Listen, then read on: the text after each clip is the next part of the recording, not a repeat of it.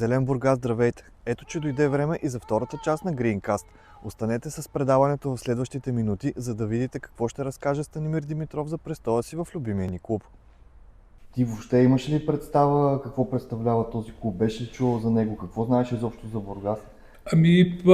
Значи, при всички положения, аз 3-4 години имах контакт с този отбор при положение, че не играхме в една група. Нали? Роза Долян беше в Б група и Нефтохим беше в Б група. И аз играх, може би съм изиграл преди 3-4 години 5-6 мача, нали, и тук в Бургас, на Лазур съм играл и в Казанлък сме играли. И така някаква бегла представа имах. Бяха отбор, който постоянно се бориха последните тези години, които аз вече влязах в мъжкия футбол. Те бяха постоянно фактори, искаха да влизат в това група и сега нещо малко не им достигаш. Даже тук се базикам, аз като дойдох, нали, аз някой път така се базикам с колегите на времето, викам, аз като дойдох 94-та година към спокойно, аз съм тук вече сте в Агро. И така, но имах някаква така бегла представа. Знам, че зад гръба беше Нефтохим, нали, една мощна компания. Чисто финансово знам, че нямаше да има никакви проблеми от тази гледна точка, защото в Казанлък последните там 2-3 години, аз докато играх в мъжкия футбол, и постоянно отбора беше с финансови проблеми, като навсякъде, нали, тогава. Нефтохимик тогава такива проблеми нямаше, чисто финансови. Аз дойдох на полусезона, когато отбора последно девакто беше в Б група, се бореше с Спартак Пловдив и Септември, колко се спомням, се борихме да влизаме в А група тогава. И бяхме трети, аз като дойдох, там имаше може би някаква 3-4-5 точки разлика между отборите, но бяхме трети в Б група и отбора се бореше да влезе в А група. Радващо, че дебюта ми започна в Нефтохим след Ящар. Тоест, първи мач с гол. Няма го забравя. Помниш ли кой беше съперник? Металик Сопот. Беше, това е на вънка играхме в Сопот. За жалост не можахме да бием, нали, матча завърши 1-1, но пак казвам, че чисто за мен като нов футболист в нали, нов отбор, за мен беше така радостно, че аз успях да вкарам този гол и това ми допринесе да много по-бързо се адаптирам към новата обстановка. Ударно развитие за отбора вече след като влиза в А група и така. Ти въобще допускал ли си, че само 2 години по-късно, в края на 1997 година, ще постигнали всичко това, което успях? Значи аз не бих казал, че е ударно, защото ние на първата година имаше една така адаптация, в смисъл такъв, че все пак, нали, влизаме при големите отбори, лъвовите, така да кажем, нали, грандовете на българския футбол, и имаше една адаптация от гледна точка на това, че, нали, не бяхме така уверени дали сме отбор за тази група, но с течение на мачовете отбор играеше все по-добре, а пък и отделно се вижда, че в отбора се привличат момчета, които са гладни за футбол и жадни за победа. Това беше, може би, и водещо при селекцията. Нямам, нали, най-добре мога казват хората, които са я правили в лицето тогава на Димитър Димитров, треньора, но той търсеше такива момчета, значи, като кажа, аз заварих тук Митко Трендафов, много добър футболист, Вилян Пурашев, леко му пръст, всички го знаят, страхотен футболист и като човек, като футболист. И вече оттам нататък се привлякаха Благо Митрев, Радостин Кишев, Ганчо Евтимов, Малино Рачев, Красев, много. Сега ще пропусна някой сигурно да ми се сърдят, но момчета, които всички са гладни за футбол, и едва тогава вече ни на втората година, третата, както ти каза, 94-та беше така адаптация, 8, 95-та, 6-та, 4-ти, 96-та, 7-та вече, втория там, може би играехме футбол класа над всички останали отбори, на нас не достигна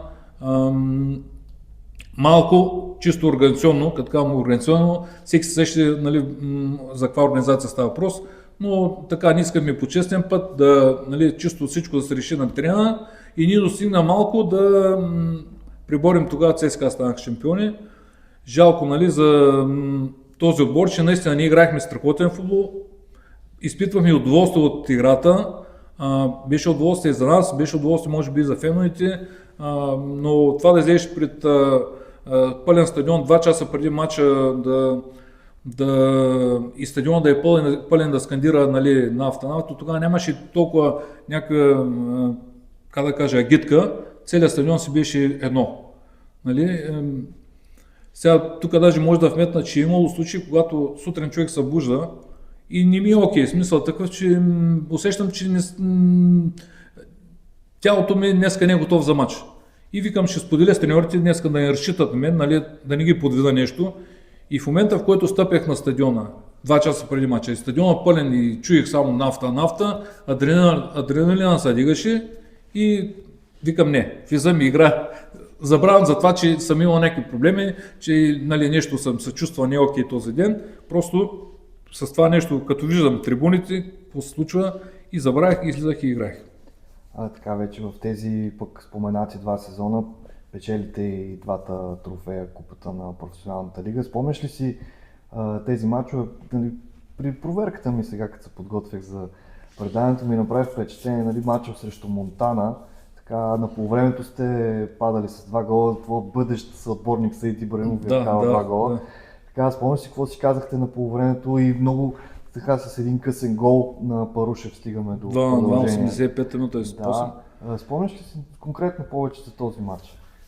Да, спомня се, смисъл такъв, че на полувремето имаше много, как да кажа, имаше на висок тон разговори сериозни, нали, така и помежду си имаше, не само треньорите, но и ние помежду си дигахме, защото смисъл такъв, че ние сме, да не обиждам колегите от Монтана, тогава бяхме класа на тях и 2-0 да губиш, нали, от този отбор не е окей за нас и си поговорихме така на висок тон и излязахме втори поле, не че първото, смисъл, и първото изтарахме положение, аз като върна лента и първото изтарахме положение, но второто, да, аз ви правилно казах, че с късен гол на Вилян, изравнихме 85-та минута и оттам нататък в двете положения имаше един отбор, ние вкарахме още 5 и можеше да вкарам още толкова, може би, 7-2, нали, култов финал за лигата, но ние и самата лига, наши, може би другите отбори, как да кажа, въртяха състави и това, а ние не го подценяхме този турнир. Ние си играехме така резонно, смисъл такъв, че да, влизаха и други фигури, които по-малко играеха, но в основно в гръбнака си играеше тема, защото аз спомням, че в едната година, не знам сега дали първата или втората, когато спечелихме, аз бях и голмайстор на турнира, аз не знам, може би вкарах там над 10-12 гола за целия турнир, вижте там някъде. Ние пак имахме матч предварителната група или на... Аз даже не знам как, не помня жребия как... Едната година сте в група с Левски ЦСКА и Шумен. Да. Мисля, че първата мисълта ми, какъв беше сценария на самото провеждане на турнира, дали на елиминация, дали в групи, мисля, че в групи беше. Групи беше, да. Групи е било и след това... Тук бихме Пирин Благоевград в Каблешко го играхме, мисля, че мач от 9-2 ли нещо такова. Зимно време, в смисъл за това Лазур терена не е бил подходящ. Знам, че играхме някакъв матч на Каблешко и ги бихме 9-2. Монтана ги бихме в едно село Вълчидол, няма го забравя там, 7-2. В смисъл такъв, че имаше и такива резултати, където си ги мачкахме много здраво и не подценяхме този турнир въобще. И това, че спечелихме 2 пъти този турнир, беше напълно заслужено. И така. Каза мачкане и числото 9 спомена. Така, това е сбора, от който така, Левски си тръгва точно през тези 2 сезона. Най-силните, може би, на Нефтохимик от Бургас. Единия матч 5-1, другия матч 4-1. Левски тогава е един от най-силните отбори в България. Въобще те не са имали отговор на това, което сте им предлагали като игра. Ние се базикахме тогава с Люканата, че като видят още табела Айтос, то тогава нямаше магистрала. Като видят табелата Айтос, вече резултата беше по 2-3 гола за нас. Освен тези резултати, които, нали, се получих тук в Бургас, да не забравяме, че ние си ги биехме и в София. Значи на Василевски ги бихме един път 2-1, един път 3-2, още може би имало и други матчи, но да, точно по този период бяхме черна котка на Левски. Смисъл такъв, че 2-3 години къде си ги фаним, си ги биехме, но ние не говорим, да, Левски са дразнител, това е ясно, но ние имахме мачове, много силни мачове срещу ЦСКА, няма забравя един матч, тук почнахме първия кръг, първенството почнахме с ЦСКА и ние толкова да увериме в силите си, че ще вземем, ще направим шоу. Отидахме, може би бяхме в Цурка, парк хотел Цурк, бяхме на режим и отидахме и купихме зелен спрей. И всички излязахме с боядисани глави от спрея. Се боядисахме 2-3 часа преди матча. Смисъл такъв, че не си уверен, че ще направим шоу, защото ако един отбор не е уверен, сега да се боядисаш, да те бият 4 гола или там 2-3 гола без значение, да загубиш, не е окей. А ние се боядисахме и знаехме, че ще направим шоу и ще спечелим този матч. И де факто бихме 3-0 до 15-20 минути, мисля, че беше 2-0 вече. До толкова бяхме уверени в това, което правим на терена. А така, втория матч срещу Левски от 96-7 година, нали, ако не се бъркам, 4-1, той вече е на обновения на нов стадион на Лазур. Това ли е първи матч или спомняш ли си първия матч на новия стадион? Това беше първи матч, след като вече новата настилка, тревна там трибуни, пуснаха това беше едва ли не така официалното откриване на стадиона, така да се каже. Да. Това беше първи матч 4-1. Какво е чувство в България още 97 година да излезеш на един подобен стадион? Значи, аз винаги съм го казвал и сега пак ще го потвърдя, че за нас беше удоволствие да излизаме, да играем пред тези пълни трибуни, пред стадион, да отидеш, нали, стадион, който на тогашно време предоставяше най-доброто. Тоест влизаш широки съблекални медицински център, възстановителен център, неща, които много малко отбори тогава имаха по това време.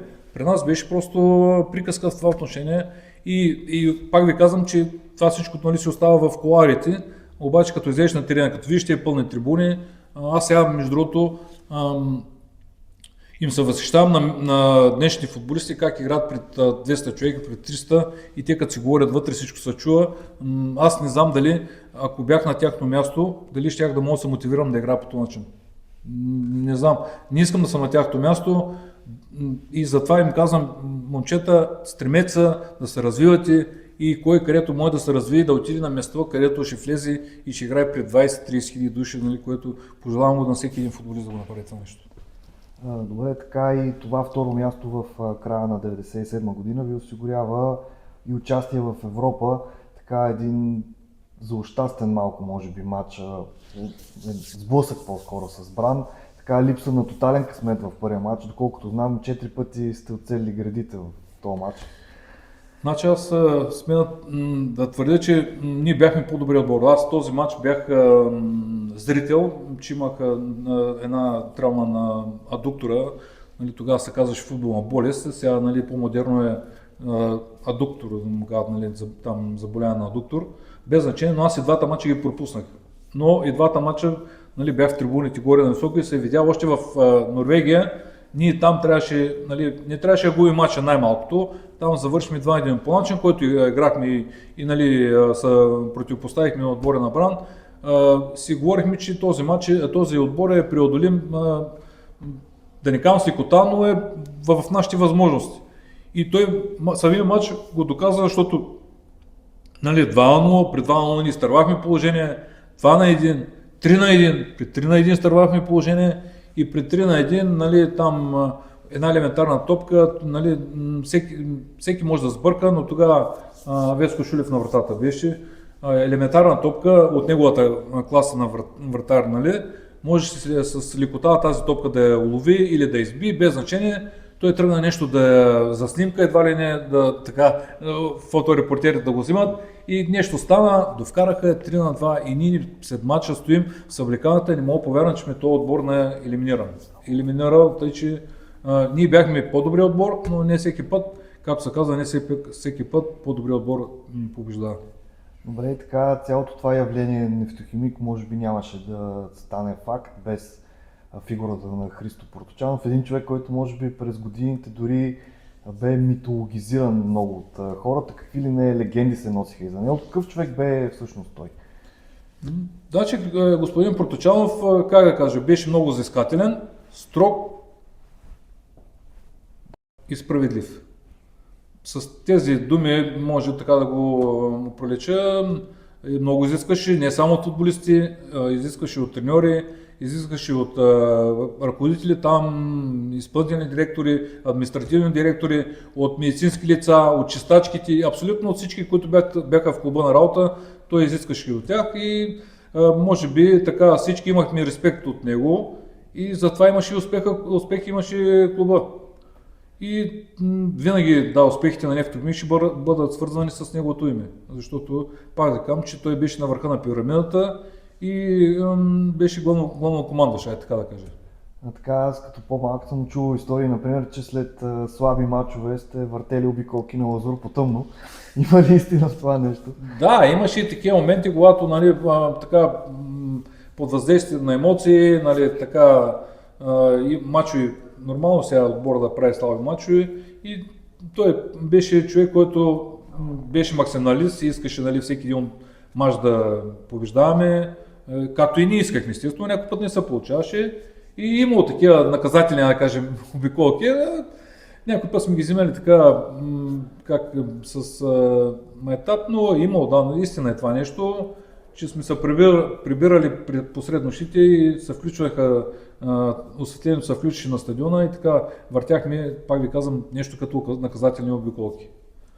Така и тогава пък вече като отбор, каква е тайната на този успех на явлението Нефтохимик, който от гледна точка на това, че от влизането си в А група до единствено последния сезон, в който отбора изпада, отбора е в топ 8. Ами, тайната, пак ви казвам, аз от 9 го споменах, че събрахме момчета, които без да имаме претенции, че сме големи и велики футболисти, но момчета, които са гладни за победа, поддържат се на терена и извън него, значи аз така като върна лентата на Назари, ние бяхме много голямо семейство.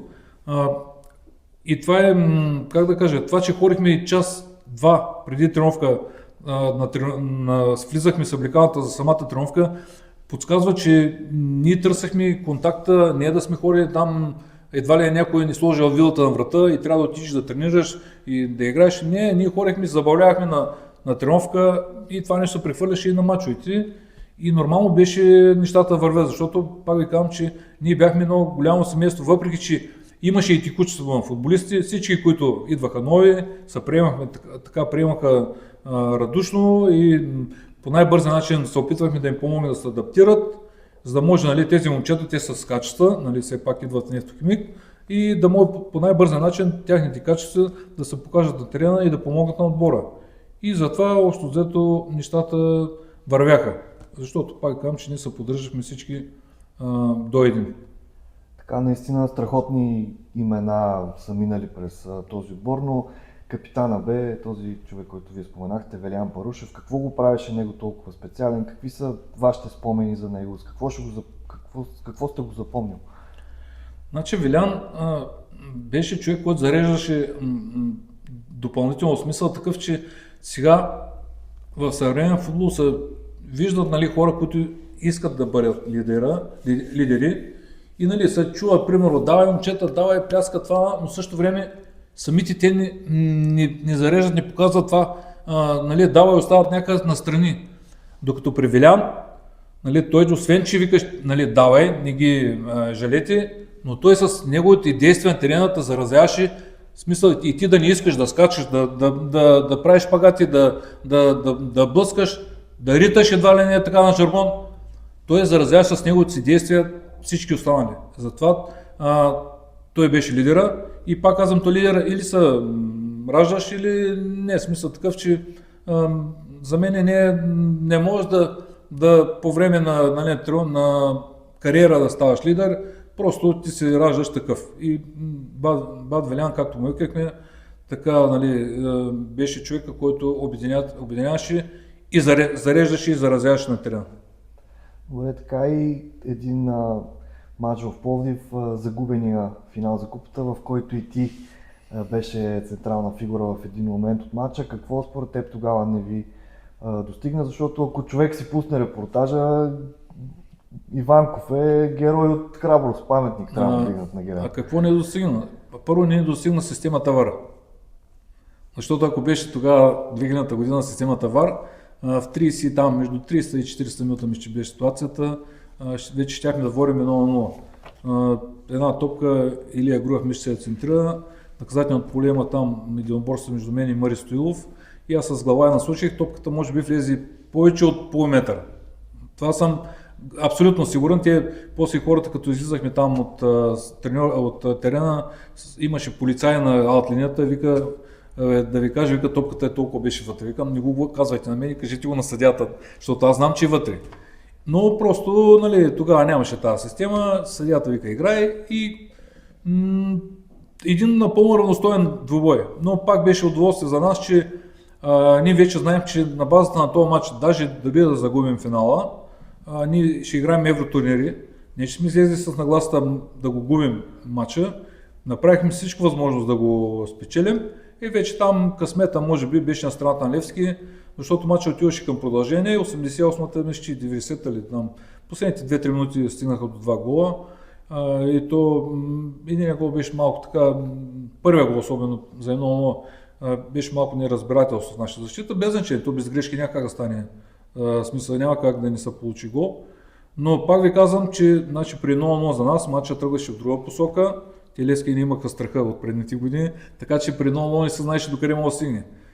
И вече вечерта пак интересно беше, че ние двата отбора, нали, ние на терена си бяхме противници, двата отбора така едва ли не така имаше искри, фърчаха, все пак финал играем. Но вечерта бяхме, нали, заедно в един ресторант, така се почерпим, те за титлата, ние за това, че сме вече участни в турнира Лига Европа или УЕФА, тогава беше, мисля, че купата на УЕФА. И с Иванко бяхме, нали, рамо до рамо и вика, какво ти кажа, топката, вика, и той сам се призна тогава, като топката е толкова вътре. Викам, аз го видях, просто викам, няма как да го докажа, нали, на съди и това, но и затова на въпроса какво ни достигна, ВАР системата беше основното нещо, което ни достигна в този момент. Имаш ли пък с Нефтохимик някой любим матч конкретно или са много? Не може да изтъкнеш. С Нефтохимик са много, смисъл така, че сега все пак аз Нефтохимик изиграх около 300 мача за първенство само. Сметнеш купи на Лига, Купа България ще станат може би 350 нагоре и нормално е да не мога да отлича така, само ние коментирахме, все пак Левски ЦСКА са дразнители, големи. С наши ми остане съзнанието и един матч, когато отбора на Нефтохимик победи ЦСКА с човек по-малко цяло по време. Нали, в отбора на ЦСКА тогава играеше Любо Пеми, беше на терена. Сега в момента му пожелая да, дай Боже, всичко с него да е окей. Но в смисъл футболисти със сериозна класа. И ние ги бихме в 90-та минута и се помня дълго това, защото пак ви казвам, че едно по време играхме човек по-малко. Но пак ви казвам, много мачове имаш такива, където няма как забравят и няма как и да се помнят всички. Любим гол, любим съперник, нещо. Имаш ли отбор също, който най-много обичаш да играеш? Не, никой не съм бил. Като сега смисъл такъв, че ние когато си говорим, нали, треньорите, не трябва допълнителна мотивация. Естествено, това са най-големите дразнители в българския футбол. Това са грандовете, които така наречени грандови, Левски, ЦСКА, тогава Лудогорец ги нямаше. Това си бяха Левски, ЦСКА. Ботев, Локо, Пловдив, нали, отбори с традиция. Със Славия също ставали много, макар че ние със Славия играхме винаги много трудно, но и със Славия са ставали много такива мачови завързани. Така че не бих казал, че имам така към някой отбор да съм да искам да играя срещу този, пък да не искам да играя срещу друга или по-обратно нещо такова. Не, всички под един знаменател, нали, излизаш и играеш. Абстрахираш се от всичко, търсиш победа за всеки матч. Това е водещото. Добре, и така пък след всички хора, с които си играл през годините, конкретно от Нефтохимик, едва ли можеш да отличиш някой, но има ли някой, който е така просто си го гледал и си казваш, то е бах ти футболист?